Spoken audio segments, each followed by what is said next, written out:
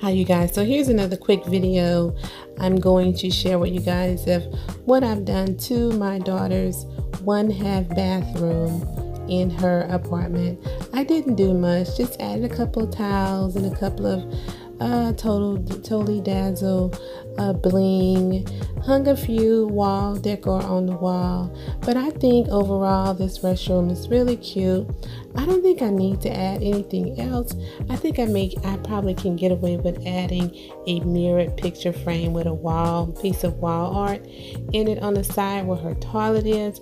Other than that, I think that this restroom is pretty much okay and done for the fall, and maybe, you know, a little bit before Thanksgiving or after Thanksgiving I'll bring her some Christmas items to add in this restroom. But other than that, I think this restroom is totally glam, totally cute, and totally doesn't need anything else. If you have not subscribed to Homebody, go ahead and hit that subscribe button. Give this video a big thumbs up while you're at it, and I'm going to see you guys in my next video.